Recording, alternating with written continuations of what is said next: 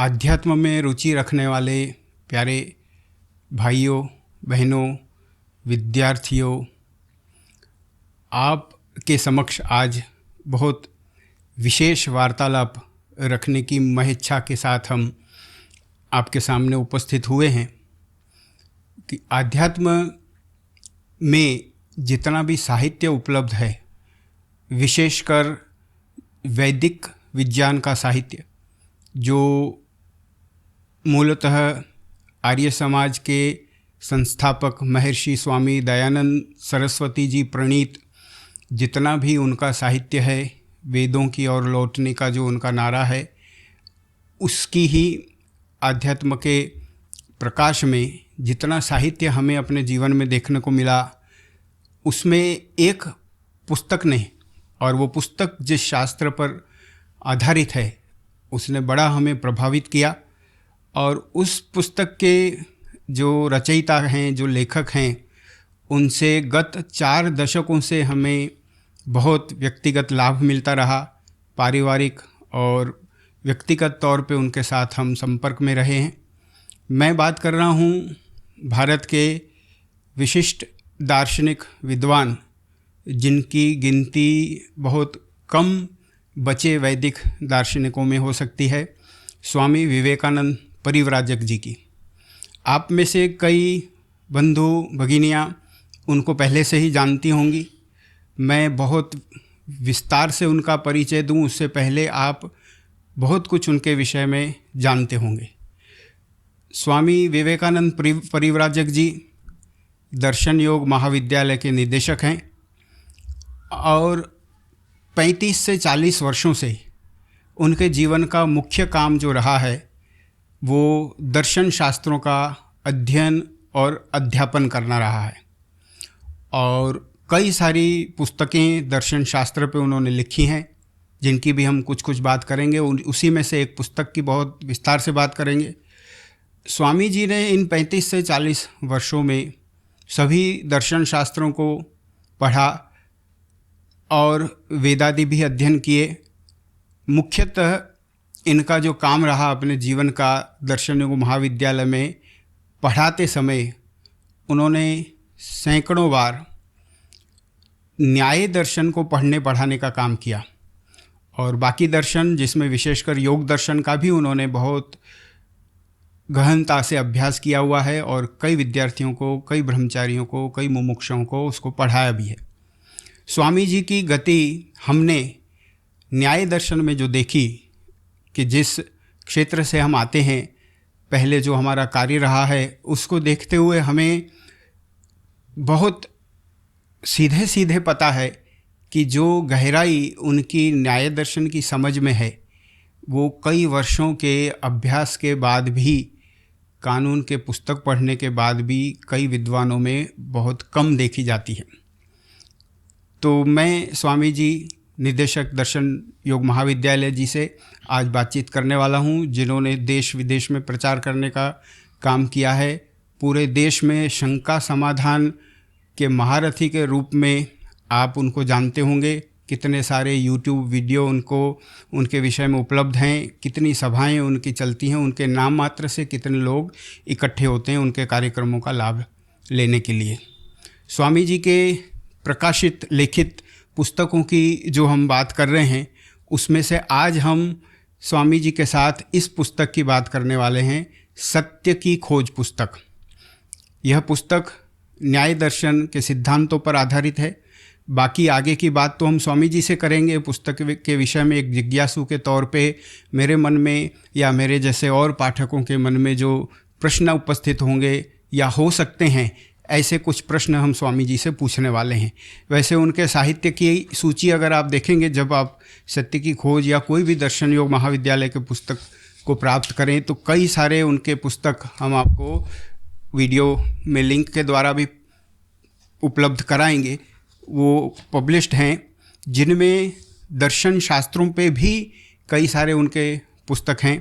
उसकी सूची अभी यहाँ पुनरावृत्ति न करते हुए ये हम आपको बताएंगे, लेकिन मुख्य तौर पे सत्य की खोज पुस्तक का जो प्रभाव हम पर पड़ा और हम चाहते हैं कि और जिज्ञासु लोग इसका जितना हो सके अधिक लाभ लें, उस हेतु से इस पहले पॉडकास्ट का काम हमने स्वामी जी के साथ करना चाहा। स्वामी जी को हमने विनती की, उन्होंने अपना अमूल्य समय हमें दिया है। तो स्वामी विवेकानंद परिव्राजक जी का बहुत बहुत स्वागत है इस पॉडकास्ट में। स्वामी जी, बहुत बहुत आभार, आपने हमें इतना समय दिया और हमारे स्थान पर आए। इस छोटी सी रिकॉर्डिंग की व्यवस्था जो यहाँ की गई है उसमें स्वामी जी ने खुद आके बड़ा समय दिया है। अब हम स्वामी जी से कुछ बात करें तो विशेषकर सत्य की खोज पुस्तक के विषय में हमने स्वामी जी से ये जानना है। स्वामी जी, सत्य की खोज पुस्तक के विषय में बहुत सारे प्रश्न हम आपसे पूछना चाहते हैं जी। आप ये मानिए कि जैसे हम कोई नए पाठक हैं और थोड़ा बहुत इस पुस्तक को पढ़े हैं और इससे आकृष्ट हुए हैं जी, तो हम चाहते हैं कि यह पुस्तक अगर इतनी सारी मूल्यवान है तो इसलिए विशेषकर हमारे मन में ये प्रश्न आया कि जब ये पुस्तक इतनी मूल्यवान है तो यह तो हर जिज्ञासु के पुस्तकालय में होनी चाहिए, उनके पास होनी चाहिए जी, हर आर्य समाज में मिलनी चाहिए जी, हर गुरुकुल में एक तरह से ये पढ़ाई जानी चाहिए, ऐसा हम व्यक्तिगत तौर पे मानते हैं जी। तो हम आपसे ये पूछना चाहेंगे कि आपने तो बहुत सारे और पुस्तकों की रचना की, आपको सत्य की खोज पुस्तक लिखने के पीछे कुछ विशेष हेतु, कोई विशेष योजना, कोई इच्छा रही हो तो उसके विषय में अगर आप हमें बताएं, हमारे दर्शकों को बताएं। मुझे लगभग दर्शन और अध्यात्म के क्षेत्र में काम करते हुए, अभ्यास करते हुए लगभग 45 वर्ष हो गए जी। तो इन पिछले 45 वर्षों में मैंने बहुत विद्यार्थियों को पढ़ाया जी। दर्शन, उपनिषद, कुछ वेद का भाग भी पढ़ाया और बहुत सारे लोगों में प्रचार भी किया। देश भर में मैं घूमता हूँ तो मैंने देखा लोगों को बात करना नहीं आता। हम सवाल कुछ और पूछते हैं, उत्तर कुछ और देते हैं। उदाहरण के लिए मैंने किसी से पूछा कि ताजमहल कहाँ पर है, उसने उत्तर दिया लाल किला दिल्ली में है। अब बताओ ये कोई उत्तर है? सवाल ताजमहल के बारे में पूछा जा रहा है, उत्तर दे रहे हैं लाल किले के बारे में जी। तो ये मैंने एक मोटा सा उदाहरण दिया। तो ऐसे जो हम बातचीत करते हैं लोगों से तो वो ऐसे जवाब देते हैं। फिर जब किसी टॉपिक पे चर्चा चलती है तो वो अपना पक्ष रख के चलता है, फिर हम उसका उत्तर देते हैं। फिर वो अपने पक्ष में कुछ और बोलता है, फिर हम उसका उत्तर देते हैं, उसकी बात कट जाती है जी। अब सामान्य प्रवृत्ति ये देखी जाती है लोगों में कि लोग अपनी हार स्वीकार करना नहीं चाहते जी। अपनी बात कट गई ये उनको सहन नहीं होता तो वो क्या करते हैं, तुरंत बात बदल देते हैं, टॉपिक चेंज कर देंगे। तो मैंने देखा इन लोगों को बात करना ही नहीं आता, तो कम से कम इनको पता तो चले कि बात करने के नियम क्या है। तो इस अनुभव के आधार पर मैंने सोचा कि एक पुस्तक लिखी जाए न्याय दर्शन के आधार पर, जिसमें हमको बोलना सिखाया जाता है, व्यक्ति बोलने में कितनी गलतियां करता है वो सारी गलतियां इस न्याय दर्शन नामक पुस्तक में हैं। महर्षि गौतम जी की लिखी हुई पुस्तक है न्याय दर्शन। तो उसके आधार पर उस पर भी मैंने खूब 45 साल मेहनत की जी। इस न्याय दर्शन पे करीब 150 बार पढ़ाया होगा इसको मिला करके। तो इतने लंबे अनुभव के बाद फिर मैंने सोचा कि इस पर लिखना चाहिए ताकि लोगों को पता तो चले कम से कम कि वो बोल क्या रहे हैं, कहाँ गलती कर रहे हैं, क्या ठीक करना चाहिए, कहाँ गलती हो रही है। लोगों को गलतियों का पता ही नहीं। अब जिसको गलती का पता ही नहीं तो वो ठीक कैसे बोलेगा जी। इसलिए मैंने सोचा ये पुस्तक बनाई जाए और लोगों को बताया जाए कि 54 प्रकार की गलतियाँ होती हैं, तो उन गलतियों से बचकर बोलें तो वो ठीक सोचेंगे, ठीक बोलेंगे और धीरे धीरे सत्य को समझ सकेंगे। इस भावना से मैंने ये पुस्तक बनाई। अच्छा जी। तो स्वामी जी, ऐसा मुझे समझ में आया कि जो बहुत सारे जिज्ञासु, कुछ कम जिज्ञासु वाले, कुछ अधिक प्रश्न करने वाले लोग आपको मिले होंगे जी, और कई तरह के प्रश्न करते होंगे और आप उनको कुछ गूढ़ बात समझाने बैठे होंगे जी, तब जो आपको उनकी समझ में जो गैप मिले, उनके जवाब देने में जो त्रुटियां मिली, इनसे आपको लगा कि न्याय दर्शन तो ये कब पढ़ेंगे, उससे पहले एक सरल पुस्तक इनके लिए बनाई जाए। और जैसे आपने बताया कि सत्य की खोज का जन्म हुआ उस समय, कुछ हमने ऐसा भी सुन रखा है कि इस पुस्तक की रचना कोविड महामारी के समय आपने कहीं, जब आप फंसे हुए थे एक ही जगह पे, तब आपने करी थी। जी, मैं वैसे क्योंकि सन्यासी हूँ, पिछले 20 वर्षों से देश भर में घूम घूम के प्रचार करता हूँ। तो जब तक यात्राएं चलती रही तो मैं प्रचार में लगा रहा। जब कोविड का समय आया तो यात्राएं बंद हो गई, लॉकडाउन हो गया, तो फिर मुझे भी एक जगह टिकना पड़ गया। एक संस्था में मैं फिर लंबे समय तक टिक गया। तो उन दिनों में फिर मुझे फुर्सत मिल गई जी। तो मैंने सोचा बैठे तो हैं, यात्रा तो हो नहीं रही जी, तो कुछ बैठ के लिखने का काम करें। तो उन दिनों में मैं ऑनलाइन कुछ पढ़ाने भी लग गया और फिर बैठे बैठे इस पुस्तक को फिर मैंने तैयार किया। जी जी। तो ये पुस्तकें, लेखन का कार्य तो तभी होता है जब व्यक्ति स्थिर हो जी, एक जगह जम कर बैठे जी, कोई रेफरेंस देखे, पुस्तक देखे, कुछ शब्द पुस्तकालय भी उसके पास हो, तो फिर वो मुझे अवसर मिल गया जी, तो फिर मैंने ये पुस्तक बनाई। क्या बात है जी। तो ऐसा कह सकते हैं इस बात से स्वामी जी कि सत्य की खोज पुस्तक जो है, कोई व्यक्ति न्याय दर्शन पढ़ना चाहता है और अभी उसकी उतनी गति योग्यता अगर नहीं हुई है, तो पहले वो सत्य की खोज पुस्तक पढ़े। तो इस पुस्तक को क्या हम एक प्रिलिमिनरी बुक, पूर्व तैयारी की पुस्तक माने न्याय दर्शन पढ़ने के लिए? जी हाँ, इसको पढ़ने से मोटा मोटा परिचय हो जाएगा न्याय दर्शन का जी। जैसे न्याय दर्शन में बताया कि 16 पदार्थ हैं जी, 16 पदार्थों को वास्तविक रूप से जान ले कोई, फिर उसके अनुसार वो आगे अपना जीवन चलाए जी, तो उसको धीरे धीरे वैराग्य हो जाएगा। और वैराग्य हो जाएगा तो फिर वो योगाभ्यास करेगा। तो इस 16 पदार्थों के वास्तविक ज्ञान से वो धीरे धीरे प्रगति करते करते मोक्ष तक पहुंच जाएगा। अच्छा। तो इसके दोनों फायदे हैं, एक तो मोक्ष का लाभ भी है जी, और दूसरा व्यवहारिक भाषा विज्ञान और बातचीत और उसमें करेक्शन करने का भी सुविधा इससे होती है। अच्छा। अपने व्यवहार को, सोचने को, बोलने को हम कैसे ठीक करें जी, तो दोनों लाभ होते हैं। तो इस तरह से जब व्यक्ति इन 16 पदार्थों को जान लेता है तो वो दोनों लाभ मिलते हैं उसको। अच्छा अच्छा। तो मतलब अब इसको पढ़ने के बाद फिर न्याय दर्शन में प्रगति होगी। अच्छा। अगर ये भूमिका ना पढ़े तो वो कठिन पड़ेगा न्याय दर्शन को समझना जी। तो मैंने मोटा मोटा परिचय बताया 16 पदार्थों का कि इनको मोटा मोटा जानकर थोड़ी भूमिका बन जाएगी, फिर न्याय दर्शन पढ़ेगा तो जल्दी समझ में आएगा। अच्छा जी। तो फिर अगर ऐसा है जिज्ञासु, तो स्वामी जी हमें लगता है गली गली में होंगे जी, शायद हमारे संपर्क में ना हो जी, वो अपने तरह से प्रयास करते होंगे कि कुछ वो जानना समझना चाहते हैं जी। तो जिसके पास ऊहा है और वो न्याय दर्शन तक कभी जीवन में पहुंचना चाहता है और दर्शनों को पढ़ना चाहता है, लेकिन सत्य की खोज से वो शुरुआत कर ले जी, तो आपके अनुसार उसकी कितनी शैक्षणिक बौद्धिक योग्यता होनी चाहिए सत्य की खोज पढ़ने के लिए? मेरे विचार से कम 10वीं 12वीं तो पास होना चाहिए। अच्छा। इतना पास करने के बाद व्यक्ति का जो बौद्धिक स्तर है जी, वो एक अच्छे स्तर का बन जाता है जी। तो उसको सोचना और बोलना और थोड़ा समझने का ढंग भी आ जाता है जी जी। तो इस प्रकार से व्यक्ति कम से कम 12 कक्षा पास हो। अच्छा। तो फिर इस पुस्तक को थोड़ा थोड़ा समझ लेगा जी, और थोड़ा 2-4 बार अभ्यास करेगा तो फिर आगे न्याय दर्शन को भी तथा अन्य दर्शनों को भी समझने में समर्थ हो जाएगा। अच्छा जी। तो 6 दर्शनों में न्याय दर्शन पढ़ने से बाकी दर्शन समझने से भी उसको लाभ होगा? बिल्कुल। सारे दर्शन जो हैं वो तर्क पर आधारित हैं जी।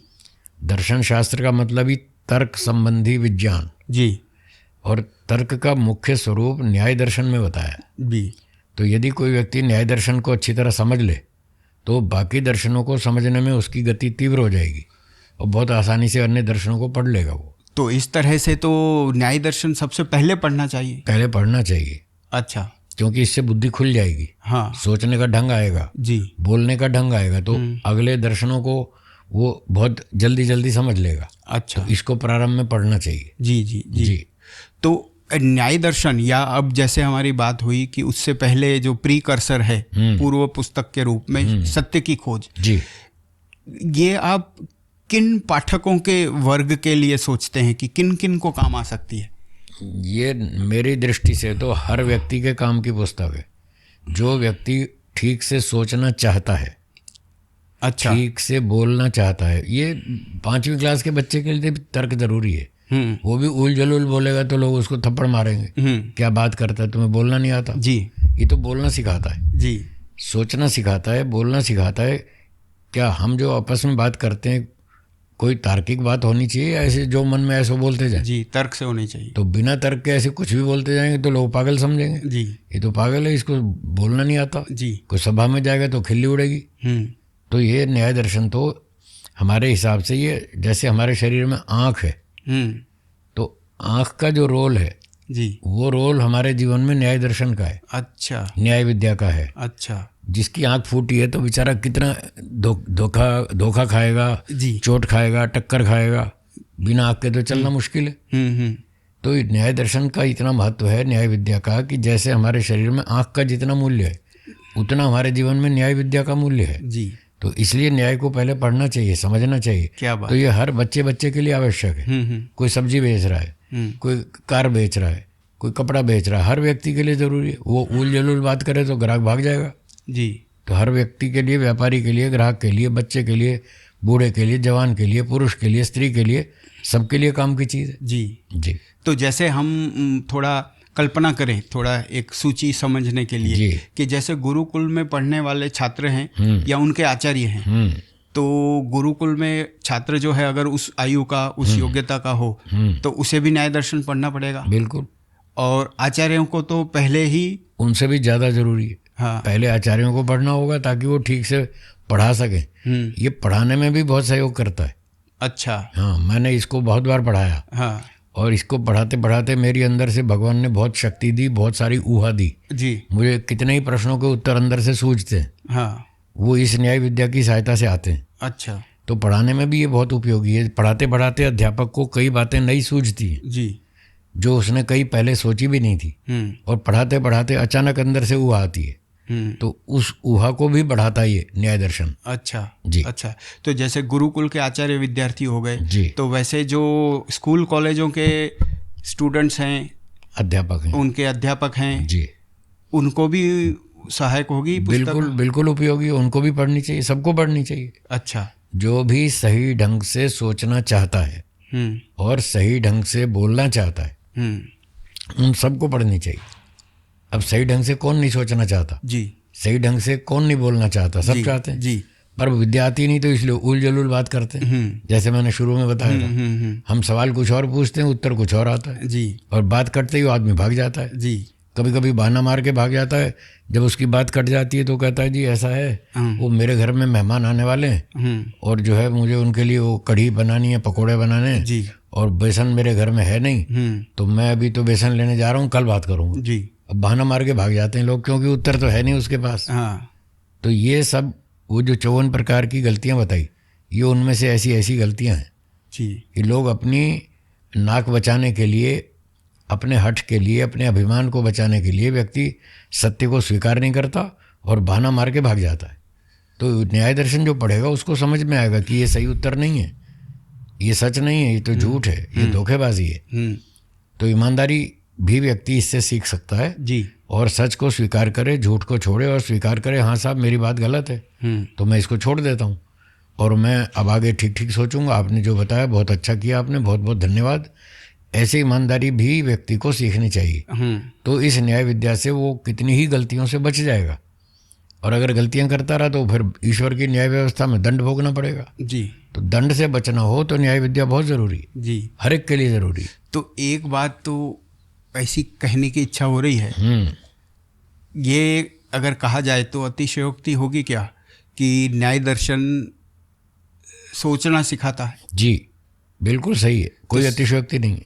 अच्छा। तो क्या सोचना व्यक्ति को वैसे ही नहीं आता? पढ़े लिखे आदमी को सोचना नहीं आता? नहीं आता। अच्छा। मैं दावे से कहता हूँ उसको सोचना नहीं आता। अब देखिए, संसार में वेदों में बताया 3 पदार्थ हैं। जी। एक ईश्वर है जी। एक आत्मा है और ये प्रकृति है, संसार। तो लोगों को ये सोचना ही नहीं आता कि ये संसार भगवान ने बनाया। आप साइंस में जाके देखिए, साइंस वाले कोई टीचर नहीं बोलता कि भगवान ने संसार बनाया। जी। मुझे तो नहीं मिला, कोई एक भी टीचर नहीं मिला अब तक जो कॉलेज में ये पढ़ाता हो, कॉलेज में, स्कूल में, कि भगवान ने संसार बनाया। वो तो बिग बैंग थ्योरी बोल देते हैं कि साहब बिग बैंग थ्योरी है, बस वो एक विस्फोट हो गया एक साइंटिस्ट से पहले मैंने पूछा, बहुत साल पुरानी बात है, जी मैंने पूछा कि सर आप संसार के बारे में जानते हैं, स्पेस साइंसेज में स्पेशलिस्ट हैं, तो हमें ये बताइए संसार कैसे बना, किसने बनाया? तो वो कहने लगे, in the very very beginning of this universe there was a nebula. तो मैंने पूछा सर ये नेबुला क्या होता है? जी अब हम तो कोई बेसिकली फिजिक्स के विद्यार्थी थे नहीं, जी इधर उधर से थोड़ी थोड़ी बात सीख ली। तो मैंने पूछा सर ये नेबुला क्या होता है? तो उन्होंने मोटी भाषा में बताया कि जैसे मान लो एक धुएं का बादल जैसा। मैंने कहा ठीक, अब कुछ समझ में आया। फिर क्या हुआ? तो there was a big explosion in nebula. उस नेबुला के अंदर एक जोरदार विस्फोट हुआ। हमने कहा फिर क्या हुआ? कि फिर ये धीरे धीरे गैलेक्सीज बन गई और धीरे धीरे संसार बन गया। मैंने पूछा कि वो जो एक्सप्लोजन हुआ वो किसने किया? बोले ये नहीं पता हमको, बस इतना ही नॉलेज है। वो ये तो समझ रहे हैं कि विस्फोट हुआ नेबुला के अंदर और धीरे धीरे संसार बन गया। मैंने पूछा ये बन गया या बनाया गया? बोले बन गया। अब बताओ, सोचना नहीं आता ना उनको। क्या रोटी अपने आप बनती है? जी क्या घड़ी अपने आप बनती है? क्या स्कूटर अपने आप बनता है? क्या मकान अपने आप बनता है? कुछ भी नहीं बनता। जी और इतने साइंस पढ़े लिखे लोग, दुनिया भर को साइंस पढ़ाने वाले लोग ये कह रहे हैं कि संसार अपने आप बन गया। अब बताइए, सोचना नहीं आता ना लोगों को। अपने आप तो इतनी छोटी सी लोहे की सुई भी नहीं बनती, जी तो इतनी बड़ी दुनिया कैसे बन जाएगी? तो इसलिए मैं कहता हूँ इन लोगों को सोचना नहीं आता। जब रोटी बनाने वाला प्रत्यक्ष दिख रहा है, मिठाई बनाने वाला हलवाई सामने प्रत्यक्ष दिख रहा है, तो इसको देख करके विचार नहीं कर सकते इतनी बड़ी दुनिया बनी है, पृथ्वी सूर्य के चारों ओर घूम रही है, पृथ्वी में तो अक्ल है नहीं, वो बिल्कुल सिस्टम से घूम रही है। तो फिर उस वैज्ञानिक को मैंने बताया आज से कोई 30-35 साल पहले, मैंने कहा सर मैं ये जानना चाहता हूँ क्या पृथ्वी में अकल है? बोले नहीं है। मैंने कहा पृथ्वी सूर्य का चक्कर लगा रही है? बोले हाँ। मैंने कहा ये अकल से लगा रही है या बिना अकल के? जी बोले अकल से लगा रही है। मैंने पूछा किसकी अकल से लगा रही है? बस यहाँ के वो समझ गए, वो बुद्धिमान थे। हाँ बुद्धिमान वैज्ञानिक थे, ईमानदार थे, उन्होंने सत्य को स्वीकार कर लिया जी कि हाँ अब आपकी ये बात तो बिल्कुल सही लग रही है कि पृथ्वी घूम रही है, पृथ्वी में कोई अकल नहीं है और ये सिस्टम से घूम रही है। तो किसके सिस्टम से घूम रही है? मैंने कहा वो ईश्वर है, जिसके सिस्टम से पृथ्वी सूर्य का चक्कर लगा रही है, करोड़ों साल से लगा रही है, एक सेकंड भी लेट नहीं होती, इतनी प्रॉपर दिशा में और प्रॉपर गति से चल रही है, तो इसमें तो अकल है नहीं, तो कोई है बनाने वाला इसको। तो उन्होंने स्वीकार किया। तो मैंने कहा अब आप ईश्वर को मानेंगे? बोले हाँ आप मानेंगे। तो इसलिए मैं कहता हूँ लोगों को सोचना नहीं आता। अब इस न्याय विद्या की सहायता से सोचें तो बहुत समझ में आएगा और लोग आस्तिक हो जाएंगे। ये साइंस वाले लोगों को नास्तिक बना रहे हैं, इससे बहुत नुकसान हो रहा है देश दुनिया का। तो ये न्याय विद्या ऐसी है जो व्यक्ति को आस्तिक बनाती है, अच्छा सोचना सिखाती है, बोलना सिखाती है, गलतियों से बचाती है। इतनी बढ़िया पुस्तक है ये न्याय विद्या। जी तो मैंने इससे बहुत लाभ उठाया, जी इसलिए मैं चाहता था कि और लोग भी लाभ उठाएं। इसलिए मुझे इच्छा हुई कि ये पुस्तक बनाई जाए। अच्छा, तो फिर अगर न्याय दर्शन सोचना सिखाता है और एक सामान्य पाठक तो सत्य की खोज जैसी पुस्तक से ही शुरू करेगा आगे, जी, फिर न्याय दर्शन तक कभी पहुंचेगा। ठीक बात। तो सोचना न्याय दर्शन सिखाएगा तो फिर तो बोलना भी उसी से प्रभावित होगा। बिल्कुल, जो आदमी सोचता है वही बोलता है। जो भी बोलता है बिना सोचे थोड़ी बोलता है।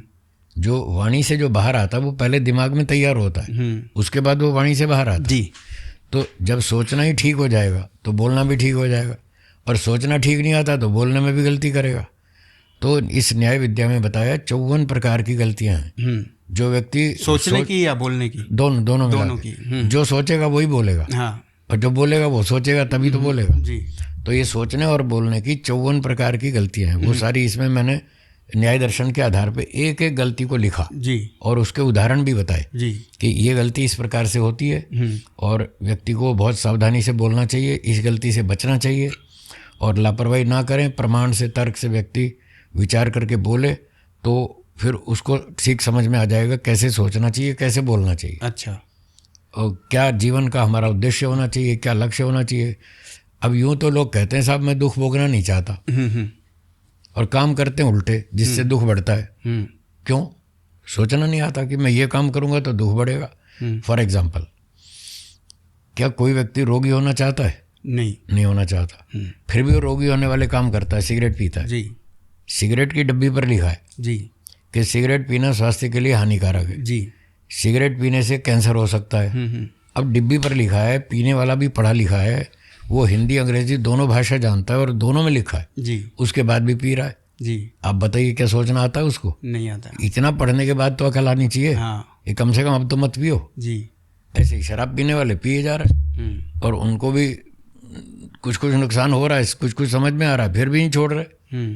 तो इसका मतलब क्या हुआ? सोचना नहीं आता उनको। तो ये बात देखकर मुझे बहुत इच्छा होती है कि भाई इन लोगों को इतना तो मोटी बात तो सोचना सिखा दें। ये भाई सोचना तो सीखो, दुनिया का भला करो मत करो, कम से कम अपना तो कर लो, अपना नुकसान तो मत करो। बस ये भी सोचना नहीं आ रहा लोगों को। इसलिए मेरी इच्छा हुई कि मैं ऐसी पुस्तक लिखूं जिससे लोग सोचना तो सीख जाएं, और जब सोचना सीख जाएंगे तो फिर बोलना भी सीख जाएंगे। तो ये दोनों काम करती है विद्या, न्याय विद्या। हमको सोचना भी सिखाती है और बोलना भी सिखाती है। वाह जी। तो कैसा कह सकते हैं स्वामी जी कि सोचना एक कला है? सबसे बड़ी कला है। अच्छा। दुनिया में पहले नंबर की कला है सोचना। क्या बात है। जिसका सोचना ठीक है हाँ उसका बोलना भी ठीक होगा, जी। और जिसका सोचना ठीक है तो वो आचरण भी ठीक करेगा। हाँ। तो जिसका सोचना ठीक है, बोलना ठीक है, आचरण ठीक है, वो आदमी सुखी है। वाह वाह। अच्छा। इसलिए सबसे बड़ी कला है सोचना। तो शायद आज सारी दुनिया जो मार खा रही है, दुखों में डूबी हुई है, वो इसीलिए डूबी है कि उनको सोचना ही नहीं आ रहा। तो शायद इसी आशय से कुछ मनना इति मनुष्य वाली बात है। हाँ, मनुष्य मननात् मनुष्य, बिल्कुल ठीक है। हाँ कि जो मनन करता है, विचार करता है, वही मनुष्य है। जी। और जो मनन नहीं करता, विचार नहीं करता, आंख बंद करके अंधाधुंध चलता है, वो कोई मनुष्य थोड़ी है, पशुओं जैसा होता है। तो वो मनन न्याय दर्शन सिखाएगा। वो न्याय दर्शन सिखाएगा कैसे मनन करना चाहिए, ये काम ठीक है या गलत। अब वो ठीक होने के पक्ष में 4 दलील निकालेगा, फिर गलत होने के पक्ष में भी 4 तर्क उठेंगे, उन दोनों की होगी टक्कर। हाँ अंत में कोई ना कोई निर्णय आ जाएगा। जी। जो बुद्धिमान होगा न्याय विद्या की सहायता से सोचेगा, वो ठीक निर्णय पर पहुंच जाएगा, और ठीक बोलेगा, ठीक काम करेगा, वो सुखी हो जाएगा। तो ये तो बहुत बड़ी बात आ गई स्वामी जी की जो मनुष्य बनने का पाठ्यक्रम है, हाँ, सिलेबस है, हाँ, उसके पहली बड़ी पुस्तक न्याय दर्शन है। न्याय दर्शन, और न्याय दर्शन को समझने के लिए भूमिका सत्य की खोज। जी। तो इसको पढ़ें, मैं तो चाहता हूँ सब लोग पढ़ें। हाँ जी। बच्चे बच्चे को पढ़नी चाहिए पुस्तक। जी जी। हमने देखा स्वामी जी, जब इस पुस्तक का हमने सॉफ्ट कॉपी, आपने भी हमें फिर दिलवाया जी। फिर हमने इंटरनेट पे जब ढूंढा तो कई वेबसाइटों पर इसकी PDF कॉपी भी सर्वसुलभ है। वाह, बहुत और अच्छा, उपलब्ध है, सर्चेबल है, और कोई भी व्यक्ति उससे लाभ उठा सकता है। बहुत अच्छा। तो ये एक बड़ी अच्छी बात है। जी आपने अभी कहा कि नास्तिक का उदाहरण दिया जी आपने। जी। हमारा अभी अभी नज़दीक के समय में कुछ ऐसा अनुभव रहा कि मैं पहले समझता था कि जितने नास्तिक हैं दुनिया में उससे कई ज़्यादा अधिक हैं, ऐसा मुझे प्रतीत हुआ। अच्छा अच्छा। पहले हम लोग समझते थे कुछ ही होंगे, बाकी तो सब ईश्वर को मानने वाले हैं। ठीक बात। लेकिन खासकर ये जो नई पीढ़ी दिख रही है, हाँ, और ईश्वर की बात आते ही जैसे वो भड़क जाते हैं। भड़क जाती है, उसको तकियानुसी समझती और उसके सामने कुतर्क करती। जी जी। पहले ज़माने में ऐसा कुतर्क वो करती भी नहीं थी, और ना ही घर में ऐसा माहौल होता था कि वो कर पाए। जी। लेकिन अब तो ये हो गया कि वो ईश्वर के बात की भी खिल्ली उड़ाने का हिम्मत करती है आज की पीढ़ी। जी।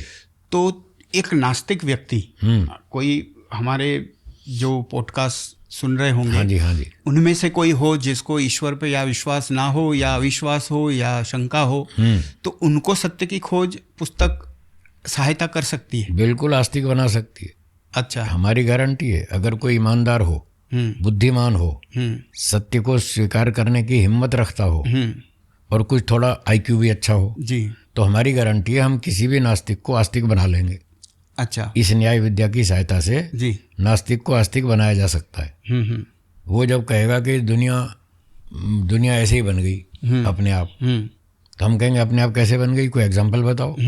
वो कहेगा जंगल में घास उगती है, पेड़ उगते हैं, देखो अपने आप उगते हैं, कोई माली थोड़ी जाता होगा ना जी।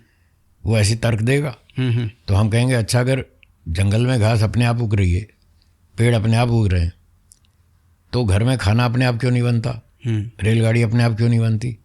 अब ये न्याय विद्या का जो तर्क है ये उस नास्तिक के तर्क को काट देगा। यदि अपने आप हो रही है सब कुछ, तो रोटी अपने आप नहीं बन रही, कुर्सी अपने आप नहीं बन रही, कंप्यूटर अपने आप नहीं बन रहा, रेल और हवाई जहाज अपने आप नहीं बन रहे, कुछ भी नहीं बन रहा। जी यहाँ तो लाखों उदाहरण है जो कि इंजीनियर लोग बना रहे हैं। जी।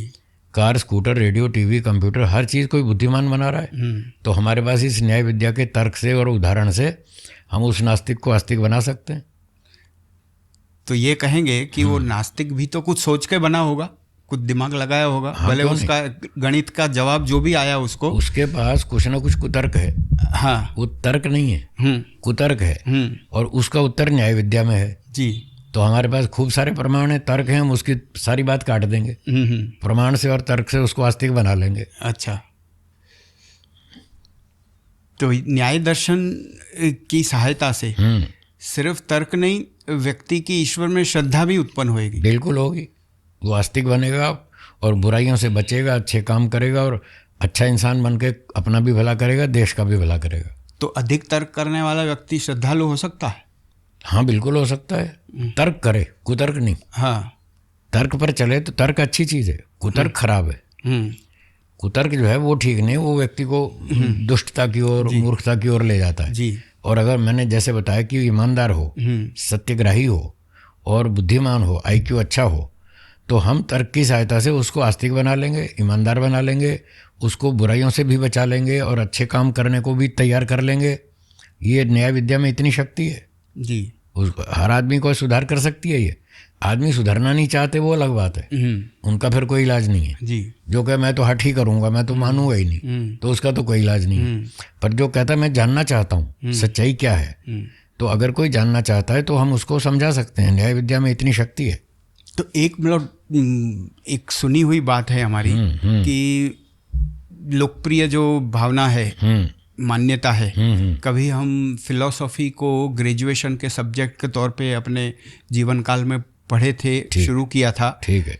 तो हमें ये समझ में आया था कि वो बाकी लोग भी जो फिलॉसफी पढ़ने वाले थे, और जो भावना है, मान्यता है, वो ये है कि न्याय दर्शन जो है वो शास्त्रार्थ करने का शास्त्र है। मतलब जब बड़े लोग किसी बात पे अड़ जाएं और एक दूसरे को साबित करना है और गलत साबित करना, सही साबित करना, तो क्या न्याय दर्शन सिर्फ शास्त्रार्थ करना हो तो ही सीखना जरूरी है?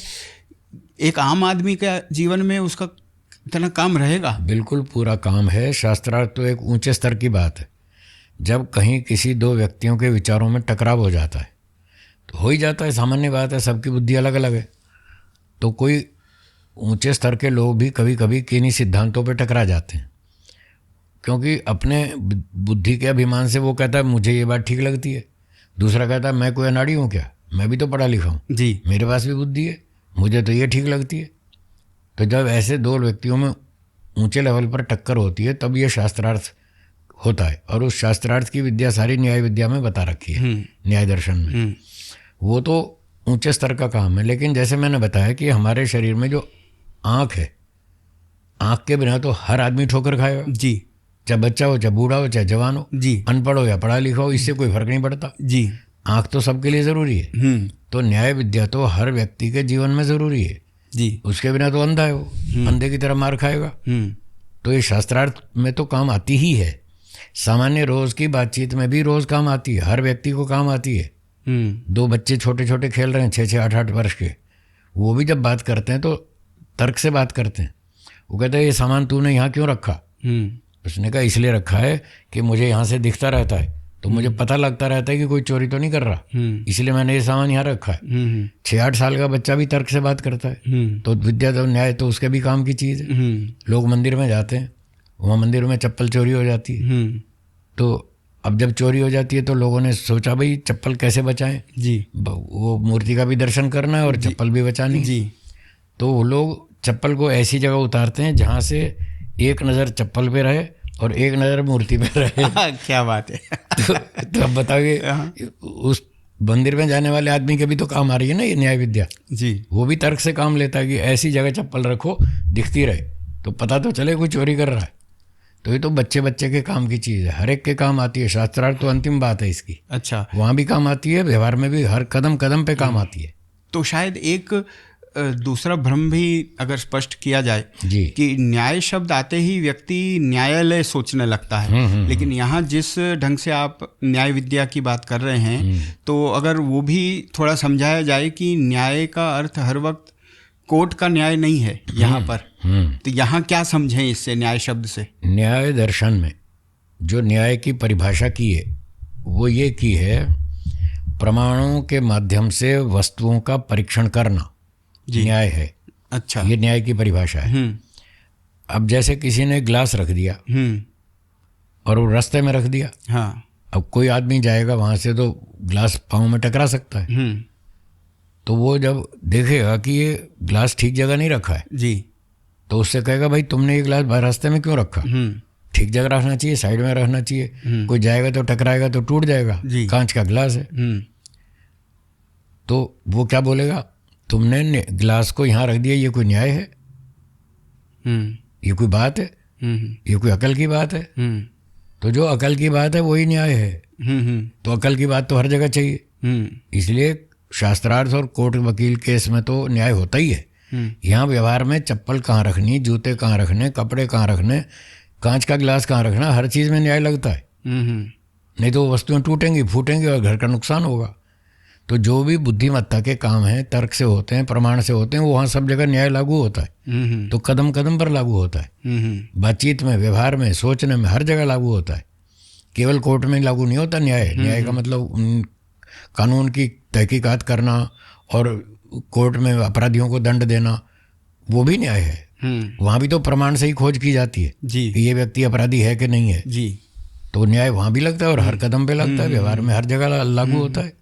तो ये सब जगह लागू होने वाली चीज़ है। अच्छा जी, हमें ध्यान आ रहा है कि अभी कुछ समय पहले आपका एक पॉडकास्ट इंटरव्यू जैसा हमने देखा था जी, अपने अपने जीवन की कई छोटी मोटी घटनाएं भी उसमें बताई थी जी, कैसे आपके परिवार में शिस्त का पालन होता था जी, कैसे गुरुजी से आपका व्यवहार हुआ और वगैरह। उसमें भी आपने न्याय दर्शन शास्त्र की पढ़ाई की, काफ़ी विस्तार से बात की है। तो हमारे पाठक दर्शक भी जो जिज्ञासु हैं, तो संगीत से संन्यास तक ऐसा कुछ उसका शीर्षक रहा है जी, और वैदिक एकेडमी नाम की यूट्यूब चैनल पर शायद उपलब्ध है वो। जी हाँ जी। हम नीचे इस वीडियो को जब लगाएंगे तो उसकी लिंक भी उसमें उपलब्ध करा देंगे जी। तो उसमें जो हमने देखा कि आप जब से पूर्णतया अध्यात्म में आए जी, अपने घर में भी आपका माहौल तो 2 पीढ़ी से अधिक से भी जी, वैदिक रहा है जी, आपके पिताजी ने भी संन्यास लिया था, परिवार में और भी काफ़ी सदस्यों ने संन्यास लिया, वानप्रस्थ लिया, वो सब बात आपने उस पॉडकास्ट में की है जी। तो मैं भी दूसरी पीढ़ी का आर्य समाजी हूँ। पिताजी से मुझे आनुवांशिक रूप से ये संस्कार और विचार मिले जी। तो मुझे ये इच्छा हो रही है पूछने की जी, जी। कि आप न्याय दर्शन के पढ़ने से पहले आपने परिवार में, कुटुंब में तो नहीं पढ़ा होगा न्याय दर्शन, बाद में स्वामी सत्यपति जी के संपर्क में आकर पढ़ा। हाँ जी। और करीब करीब 40 साल अब हो गए, 45 साल हो, 45 साल हो गए। जी, जी। तो अगर आप बताना चाहें कि आपको अपने जीवन में आपका जो दर्शन है, जीवन के विषय में विचार, ईश्वर के विषय में, अपने विषय में, न्याय दर्शन पढ़ने से उन पर कोई प्रभाव पड़ा, कुछ अगर समझा सकें हमें। देखिए, मेरे पूर्व जन्म के संस्कार जो हैं वो इस प्रकार के थे जी कि मैं बचपन से लोगों को देखता था, सुनता था, व्यवहार सबके देखता था, हर आदमी देखता है जी, मैं भी देखता था। तो मैं लोगों को देखता था ये इलॉजिकल बात कर रहे हैं और ये लॉजिकल बात कर रहा है जी। तो मेरी बचपन से रुचि थी तर्क में जी। जो इलॉजिकल तर्क विहीन बात करता था तो मुझे अच्छी नहीं लगती थी, पसंद नहीं आती थी और मैं उसको इग्नोर करता था। अच्छा, ये पागल आदमी, बेकार आदमी, इसको बोलना नहीं आता जी। मतलब ये रुचि तो मेरी बचपन से थी जी जी। और कोई व्यक्ति अच्छा काम कर रहा है, बुद्धि से कर रहा है, ठीक लॉजिकल बात करता है जी, तो उसमें मुझे बहुत रुचि होती थी कि ये सही आदमी, ये सही सोचता है, सही बोलता है जी। अर्थात तर्क विद्या के संस्कार तो मेरे पूर्व जन्म से ही थे और हम घर में रोज हवन करते थे, स्वाध्याय करते थे, वेदों को पढ़ते थे जी। और सारे काम, मेरे पिताजी भी पहले संस्कृत के टीचर थे, अध्यापक थे जी, और बड़े डिसिप्लिन वाले थे, बहुत टाइट डिसिप्लिन में रखा उन्होंने बचपन से। तो उनकी बातें सारी तर्कपूर्ण होती थी जी। मुझे समझ में आती थी, तो मैं उनका पालन करता था। तो घर से ही, बचपन से ही माता पिता के संस्कार और मेरे पूर्व जन्म के संस्कार मुझे इस विद्या में रुचि रखने वाले थे, लगते थे। और मैं तर्कपूर्ण कार्य ही करता था, तर्कविहीन कार्य नहीं करता था। तो भूमिका तो पहले से ही थी। फिर जब स्वामी सत्यपति जी महाराज से परिचय हुआ और उन्होंने कहा दर्शन पढ़ो, और फिर दर्शनों में भी सबसे पहले उन्होंने मुझे न्याय दर्शन ही पढ़ाया। संयोग की बात, हो सकता है मेरी रुचि देखकर उन्होंने पहले ये चुन लिया हो अच्छा कि इसकी रुचि तर्क में है, तो पहले इसको न्याय पढ़ा दो जी, तो इसकी बुद्धि और तेज हो जाएगी जी। फिर ये बाकी दर्शन फटाफट सीख जाएगा। तो ऐसा उन्होंने शायद सोचा होगा जी। तो मुझे जब उन्होंने न्याय दर्शन पढ़ाया, मैंने 22 साल की उम्र में घर छोड़ दिया जी। तो उसके बाद जब मैंने सबसे पहले न्याय दर्शन पढ़ा, मुझे इतना अच्छा लगा, इतना अच्छा लगा। मैंने कहा वाह, सोने पे सुहागा। अच्छा। जो मेरी बचपन की रुचि थी मैं यही तो ढूंढ रहा था जी। और वही चीज़ मुझे मिल गई। तो मुझे इतना अच्छा लगा, इतना अच्छा लगा, मैंने उसी समय संकल्प किया कि इस न्याय दर्शन को कम से कम भी तो 50 बार पढ़ूंगा। हाँ हाँ। इतना अच्छा लगा, आनंद आया। अच्छा। और समझ में भी आया, आनंद भी आया। और फिर मैं उसी ढंग से सोचने लगा हर चीज़ को कि ये बात ऐसी है तो ये ऐसी होनी चाहिए, ये ऐसी है तो ऐसी नहीं होनी चाहिए। वो तर्क से मैंने अपना जीवन चलाना शुरू कर दिया।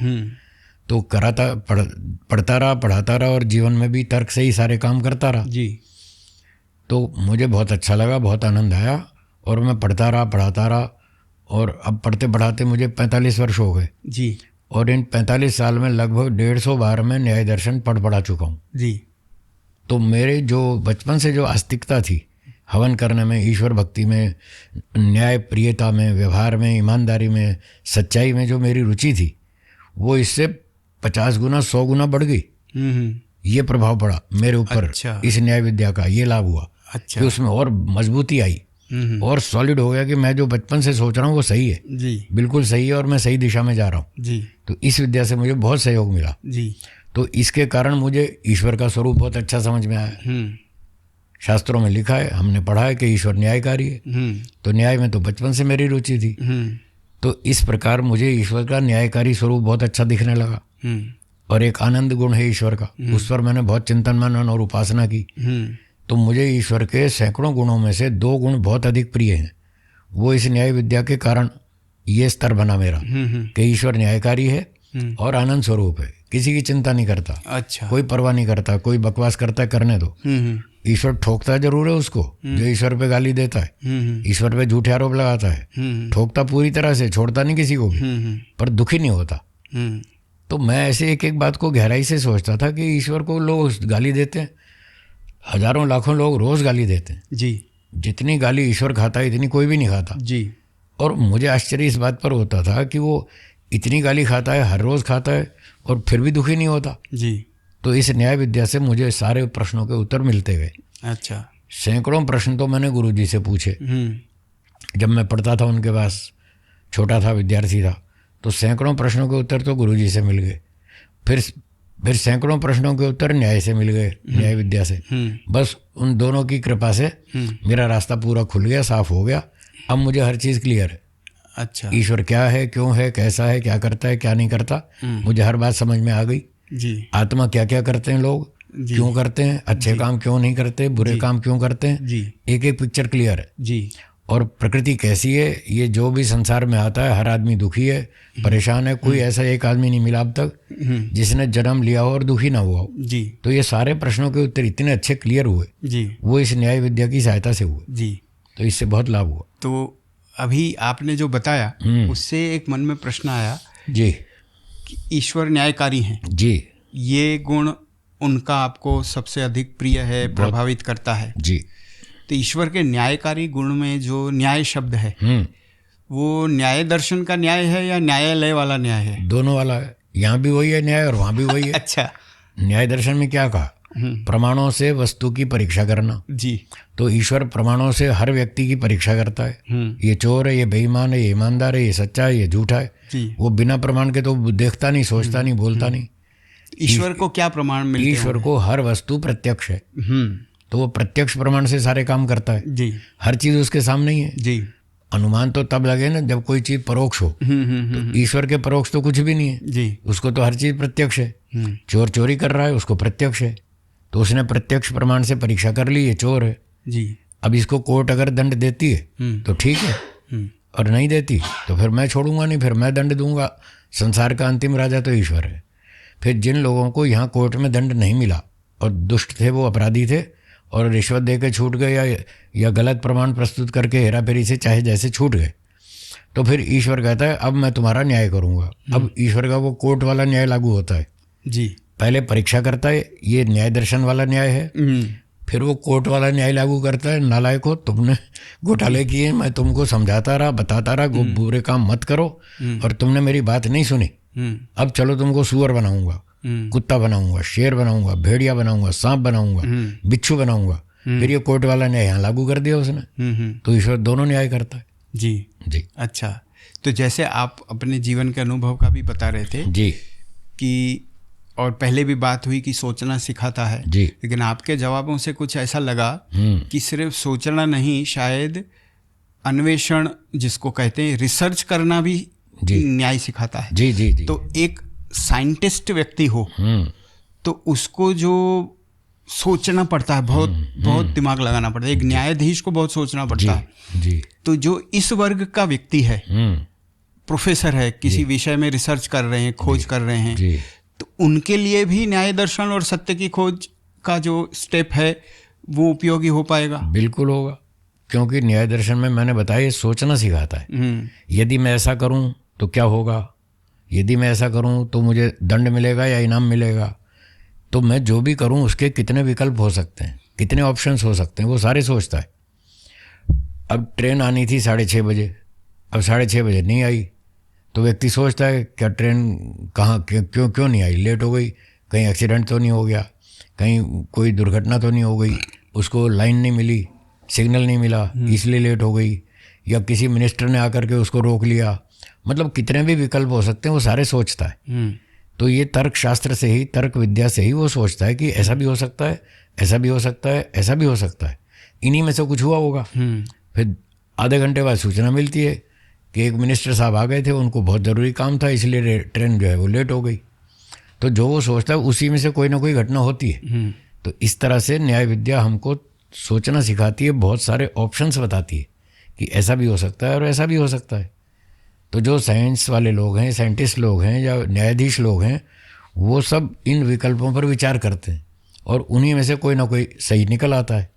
तो इस प्रकार से ये न्याय विद्या उनके भी काम की है। अच्छा। हाँ, व्यवहारिक जो न्यायाधीश हैं कोर्ट के, उनके लिए भी काम की है, वकीलों के काम की है, पुलिस के काम की है, सीबीआई वालों के काम की है, सीआईडी वालों के काम की है और साइंटिस्ट के काम की है, हर व्यक्ति के काम की। तो फिर तो अगर ऐसा है कि जो हमें बचपन में पढ़ाया गया, हालांकि हम एक आर्य समाजी परिवार से थे जी, तो हमने पढ़ लिया, सुन लिया क्लास में, लेकिन माना नहीं था हमने, लेकिन पढ़ा दिया कि हमारे पूर्वज बंदर थे। तो जो डार्विन साहब पढ़ा के गए, अब तो दुनिया ने भी उसको बदला सिद्धांत को। तो अगर डार्विन न्याय शास्त्र के अनुसार सोचते, ठीक ठीक तर्क लगाते, तो शायद ये भूल नहीं करते। नहीं करते। मैंने दिल्ली के पूसा इंस्टीट्यूट के एक जेनेटिक इंजीनियरिंग डिपार्टमेंट के एचओडी को पूछा जी, मुझे यहाँ अहमदाबाद में मिल गए थे किसी परिवार में जी, मैं प्रवचन देने गया। हाँ, उन्होंने मेरा प्रवचन सुना, ये कई साल पुरानी बात जी, उनको अच्छा लगा। उन्होंने पूछा श्रीमान जी आप क्या करते हैं? मैंने कहा मैं अध्यापक हूँ, दर्शन पढ़ाता हूँ। ये कहाँ पढ़ाते हैं? मैंने कहा यहाँ से 70 किलोमीटर दूर हमारी संस्था है जी, दर्शन योग महाविद्यालय रोजड़, गुजरात में। अहमदाबाद से 70 किलोमीटर दूर है जी। तो मैं वहाँ पढ़ाता हूँ। तो फिर मैंने पूछा आप क्या करते हैं जी? तो उन्होंने बताया मैं एचओडी हूँ पूसा इंस्टीट्यूट में। मैंने कहा वाह, आज तो अच्छे विद्वान मिले जी, तो कुछ इनसे सीखना चाहिए जी। तो मैंने उनसे पूछा जी कि मैं डार्विन की थ्योरी के बारे में कुछ समझना चाहता हूँ जी, मुझे विद्वानों से सीखने में रुचि है जी। जो भी किसी विषय का विद्वान मिलता है मैं उससे 2 प्रश्न पूछ लेता हूँ जी, मेरी जानकारी बढ़ती है, मुझे आनंद आता है जी, और आगे मेरे वो उपयोगी होता है जी। तो मैं डार्विन की थ्योरी के बारे में जानना चाहता हूँ। तो वो एकदम गुस्से में आ गए जी, कहने लगे Darwin is a duffer man. अच्छा, ऐसा बोला? वाह वाह। तो मैंने कहा आप इतना गुस्सा क्यों कर रहे हैं? आप इतना गुस्सा क्यों कर रहे हैं? बोले डफर है तो डफर ही कहूँगा और क्या कहूँगा। मैंने कहा इसमें पागलपन वाली क्या बात है? जी। बोले हम 30 साल से जीन्स पर रिसर्च कर रहे हैं हाँ। और हमारी 30 साल की रिपोर्ट ये है कि एक प्राणी का जीन दूसरे प्राणी के जीन से बिल्कुल डिफरेंट है जी। और उस जीन से वो जीन डेवलप हो ही नहीं सकता। अच्छा। तो ये पागल नहीं तो क्या है? वो कह रहा है कि मछली से बंदर बना, बंदर से आदमी बना। जी। तो और बंदर से आदमी बनता तो बंदर की नस्ल खत्म हो जानी चाहिए। जी। तो बंदर तो अभी भी है, उसका जीन अभी भी है, उसके जीन से अभी भी बंदर ही पैदा हो रहा है। जी। तो पागल नहीं कहे तो क्या कहे? तो मुझे समझ में आई बात। तो वास्तव में अगर डार्विन ने और ऐसे और भी वैज्ञानिक लोग हैं, इन्होंने अगर ढंग से न्याय विद्या पढ़ी होती तो ऐसी भूलें नहीं करते। वो ठीक दिमाग से सोचते कि भाई ये डेवलपमेंट अपने आप होता है या कोई करता है। मारुति कार कंपनी ने पहला मॉडल निकाला जी। उसमें कुछ कमियां थी जी। फिर लोगों ने शिकायत की साहब इसमें ये कमी है, इसमें ये कमी है। उन्होंने दूसरा मॉडल निकाला जी। उसमें कमियां दूर कर दी। जी। जब दूसरे मॉडल की कमियां दूर हो गई दूसरे मॉडल में, जी। तो अब क्या वो पहले मॉडल का प्रोडक्शन करेंगे?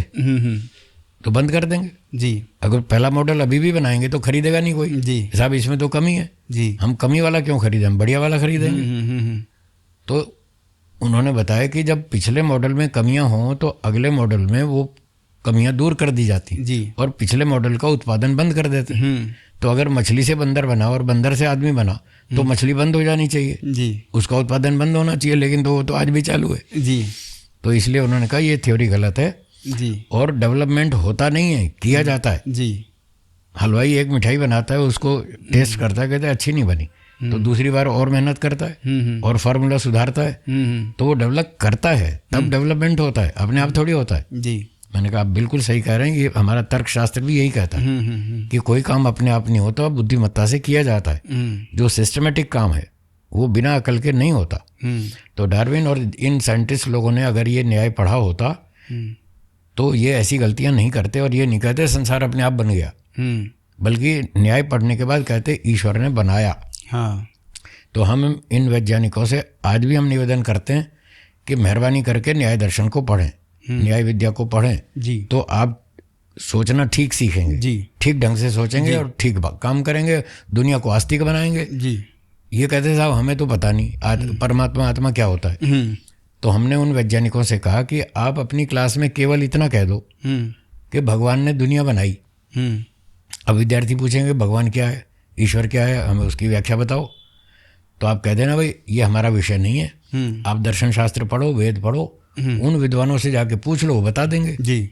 हम कम से कम सच तो बोलें, इतना तो बोलें कि दुनिया अपने आप नहीं बन सकती, इसको बनाने में अकल चाहिए। जी। और अकल वाला मटेरियल में तो अकल नहीं है। जी। तो कोई अकल वाला है, डिटेल जाननी हो तो वेद पढ़ो, दर्शन पढ़ो, इतना ही कह दें तो भी बहुत है। फिर उन लोगों को हम पढ़ा लेंगे। जी। जो हमारे पास आएंगे पढ़ने के भाई ये वेद क्या है और ये ईश्वर क्या है, तो हम उनको समझा देंगे कि ऐसा ऐसा है, तो दुनिया आस्तिक बनेगी। जी। इसलिए हम इनसे रिक्वेस्ट करते हैं वैज्ञानिकों से कि दुनिया को आस्तिक बनाएं, इतना ही कह दें कि भगवान ने दुनिया बनाई। जी। बाकी हम देख लेंगे। जी।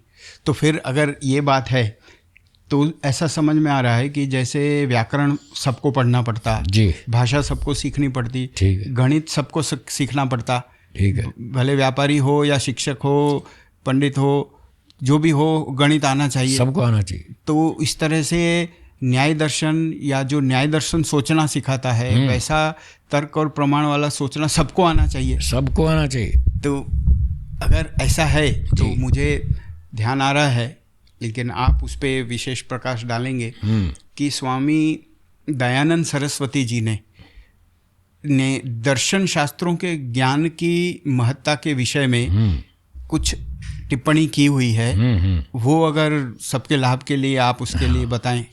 महर्षि दयानंद जी ने पूना नगर में, जी, पूना महाराष्ट्र, जी, पूना नगर में कुछ प्रवचन दिए थे। जी। उनके वो सारे प्रवचन 15 प्रवचन हैं। जी।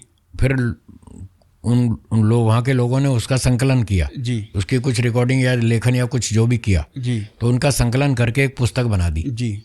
उसका नाम है उपदेश मंजरी। जी। अथवा पूना प्रवचन। जी। इस नाम से भी है। जी। तो उस पूना के अंदर जो उन्होंने प्रवचन किए थे, उन प्रवचनों में एक में उन्होंने बोला था, जी, कि यद्यपि अविद्या का रोग घर घर में फैल गया है, जी, पूरी दुनिया में फैल गया है, जी, और काफ़ी बढ़ भी चुका है, जी, फिर भी इसका इलाज असंभव नहीं है। इसका इलाज हो सकता है। जी तो उन्होंने 2 नाम लिए वहाँ पूना प्रवचन में। जी। एक तो वेदों का नाम लिया, यदि संसार के लोगों को वेद की पुस्तक पढ़ाई जाए, और दूसरा नाम लिया दर्शन शास्त्र का। अच्छा। वेद और दर्शन जैसी पुस्तकों को यदि भिन्न भिन्न भाषाओं में अनुवाद करके घर घर में सबको पहुंचाया जाए और उनको घर घर में ओहो भाई हर आदमी को सुख चाहिए जी। तो सुख तो तब मिलेगा जब सही सोचेगा, जी सही बोलेगा, सही काम करेगा, तभी तो सुख मिलेगा। गलत सोचेगा, गलत बोलेगा, गलत काम करेगा तो दुखी होगा। तो सुख किसको नहीं चाहिए? जी। घर घर में चाहिए, हर व्यक्ति को चाहिए, बच्चे को, बूढ़े को, जवान को, पुरुष को, स्त्री को, सबको सुख चाहिए। जी। जब सबको सुख चाहिए तो ठीक सोचना सीखो। जी। तो महर्षि दयानंद जी ने कहा कि घर घर में जनता की भाषा में इनका अनुवाद करके लोगों को ये दर्शन और वेद पढ़ाया जाए तो इस अविद्या रूपी रोग का इलाज हो सकता है। अच्छा। तो इतना महत्व बताया उन्होंने, वेदों के साथ साथ दर्शनों का भी नाम लिया। तो फिर तो ऐसा कहेंगे कि अगर कोई न्याय दर्शन समझता हो तो अंधश्रद्धा से भी बच पाएगा? पक्का, उसमें तो सारी बात तार्किक है, अंधविश्वास की बात है ही नहीं। न वेद में है, न दर्शन में है, न उपनिषद में। और ये दर्शन तो अंधविश्वास का ही तो उखाड़ता है, अंधविश्वास को तो उखाड़ता है जी। भ्रांतियों का निवारण करता है, संशय को दूर करता है जी, जिसके कारण व्यक्ति ठीक से सोचना और बोलना सीखता है जी। तो न्याय विद्या तो बस मैंने बता दिया आँख की तरह है। हाँ। जिसके पास आँख नहीं है वो अंधा है, वो जगह जगह ठोकर खाएगा, मार खाएगा, पिटेगा, दुखी होगा। जी। और जिसकी आँख ठीक है वो हर जगह चोट खाने से बचेगा। तो न्याय विद्या तो आँख के समान है। अंधविश्वासों से, पाखंडों से, कितनी बीमारियों से, कितने समय के नाश करने से वो बच जाएगा। उसकी बहुत सारी संपत्ति बचेगी, उसका समय बचेगा, उसकी शक्ति बचेगी। और वो दूर दूर ये फालतू धक्के खा रहे हैं लोग, कोई कहीं जा रहा है भगवान का दर्शन करने, कोई कहीं जा रहा है। एक रेलगाड़ी मैंने देखी है मथुरा में जी, वो खूब सवारी भर रही थी जी। मैंने पूछा ये इतनी सवारी कहाँ जा रही है? वो बोले हरिद्वार जा रहे हैं जी। मैंने पूछा क्यों? जी। वे भगवान का दर्शन करने जा रहे हैं। मैंने कहा यहाँ मथुरा में भगवान नहीं मिला, हरिद्वार जा रहे हैं। बोले हाँ वहाँ पर भगवान का दर्शन होता है, सब लोग जाते हैं हरिद्वार में। मैंने कहा ठीक है। फिर मैं कुछ दिनों बाद हरिद्वार गया, हरिद्वार में देखा वहाँ भी रेल भर रही। मैंने पूछा भाई ये कहाँ जा रहे हैं? जी। बोले ये मथुरा जा रहे हैं। अच्छा। मैंने कहा क्यों जा रहे हैं? भगवान का दर्शन करने। नहीं वो कह रहे ये भगवान का दर्शन करने जा रहे हैं। मैंने कहा अच्छा इनको भगवान का दर्शन यहाँ हरिद्वार में नहीं हुआ? बोले नहीं हुआ तभी तो मथुरा जा रहे हैं। अच्छा। अब आप सोचिए, मथुरा वाले हरिद्वार जा रहे हैं, हरिद्वार वाले मथुरा जा रहे हैं। उनको हरिद्वार में नहीं मिला, उनको मथुरा में नहीं मिला। अगर दिमाग से सोचते, न्याय से सोचते तो न इधर भागते न उधर भागते। जी। क्या भगवान हरिद्वार में नहीं रहता है? रहता है तो मथुरा क्यों जा रहा है? अच्छा क्या मथुरा में नहीं रहता है? रहता है। जब मथुरा में रहता है तो हरिद्वार क्यों जा रहा है? जी। भगवान तो सब जगह रहता है। जी। भगवान का दर्शन करने के लिए इधर उधर भटकने की कोई ज़रूरत नहीं है। अगर न्याय दर्शन पढ़ा होता और ठीक ढंग से सोचा होता तो ये जो भटक रहे हैं, लंबी लंबी यात्राओं में जा रहे हैं, कोई पैदल पैदल जा रहे हैं, कोई तो पलटी मारते हुए जा रहे हैं, सड़क पे लेट लेट के जा रहे हैं, ये सारा पाखंड दूर हो जाएगा। इसी न्याय विद्या से होगा। दिमाग से सोचो सच क्या है और झूठ क्या है, तो सच का स्वीकार करो। ये विद्या हमको न्याय सिखाती है। अच्छा। तो जो कुछ लोग बंदे को भगवान समझते हैं, खुद को भगवान समझते हैं, हाँ ये सब गलत है। ये इसका इलाज भी न्याय दर्शन है। न्याय दर्शन हर चीज़ का इलाज है, हर समस्या का इलाज है। जितने भी हमारे सोचने की गलतियां उन सब का इलाज है। तो जिन्होंने दुनिया को सपना बताया और खुद ही भगवान है, हाँ। या हर आत्मा भगवान है ऐसा किया, हाँ। तो वो आचार्य शंकर जी ने न्याय दर्शन पढ़ा होगा, बिल्कुल पढ़ा होगा, पर उन्होंने वो सत्य को थोड़ा सा दबा के इधर उधर घुमा दिया। अच्छा। सच पूरा सच नहीं बोला। या पढ़ाने वाला ठीक नहीं होगा, या अर्थघटन ठीक नहीं किया। हमने कुछ ऐसा सुना है कि उनके जो गुरुजी के गुरुजी थे, हाँ। दादा गुरु जी, उनका ये सिद्धांत था ब्रह्म सत्यम जगत मिथ्या। अच्छा। अब क्योंकि वो गुरु शिष्य परंपरा में थे, अच्छा, तो एक सामान्य बात है, गुरुओं का विरोध नहीं किया जाता जी, उनकी प्रसन्नता के लिए बातें कही जाती हैं। तो मुझे ये लगता है कि अपने दादा गुरु की सिद्धांत की रक्षा के लिए उन्होंने ऐसा प्रचार कर दिया कि वो हमारे दादा गुरु कहते हैं ब्रह्म सत्य है और जगत मिथ्या है। अच्छा। जबकि ये झूठ है। अगर न्याय अच्छी तरह पढ़े होते और गलत बात का खंडन करने की हिम्मत होती उनमें जी, तो वो उस सिद्धांत का प्रचार नहीं करते। जो लोग कहते हैं ब्रह्म सत्य और जगत मिथ्या है, मैं उनसे पूछता हूँ अगर जगत मिथ्या है तो आप रोटी खाते हैं? कि हाँ खाते हैं। ये रोटी जगत में है या जगत से बाहर है? हिसाब जगत में है, तो जगत तो मिथ्या है, तो रोटी भी तो मिथ्या हुई। जी फिर आप मिथ्या रोटी क्यों खा रहे हो? जी। आप जगत में रहते हैं, जगत से बाहर रहते हैं। आप जगत में रहते हैं तो जगत तो मिथ्या है, तो आप भी मिथ्या हुए। आप भी मिथ्या हैं, आपकी वाणी भी मिथ्या है, आपकी बात भी मिथ्या है। आपकी बेकार मिथ्या बात क्यों माने हम? ऐसे तो उनकी सब सिट्टी पिट्टी खो जाएगी। तो भूख भी मिथ्या है, भूख भी मिथ्या है, रोटियां भी मिथ्या है, मकान भी मिथ्या है, कार भी मिथ्या है, बंगला भी मिथ्या है, हर चीज़ मिथ्या है। तो इस मिथ्या रोटी कमाने खाने के लिए क्यों इतनी मेहनत कर रहे हैं आप? सारी बंद करो ना। पहले रोटी खाना बंद करो, फिर कहना जगत मिथ्या है। अब रोटी खाना बंद कर देंगे? नहीं करेंगे जी। इसलिए ये लोग सोचते नहीं है, क्योंकि न्याय का अध्ययन नहीं किया। न्याय विद्या से यदि सोचते तो सब समझ में आ जाता कि ये ब्रह्म भी सत्य है, जगत भी सत्य है और आत्मा भी, तीनों सत्य हैं। एक व्यक्ति मुझे बोला, कहने लगा साहब जगत तो मिथ्या है। मैंने कहा ये क्या है? बोला दीवार। मैंने कहा दीवार में सर टकराओ, पता लगेगा जगत मिथ्या है कि सच्चा है। अभी सर फूट जाएगा जी, तब पता चल जाएगा जी। तो ये सब व्यर्थ बातें हैं। न्याय विद्या से इन सब का उत्तर मिलता है जी। सत्य और असत्य का पूरा निर्णय होता है। ये पूरी विद्या विस्तार से बताइए। तो फिर ये जो एक लोकप्रिय लोकोक्ति है, या जो परिवार में और आर्य समाजी परिवार में खास करके एक शब्द समूह यूज होता है कि तर्क की कसौटी पे कसो फिर मानो।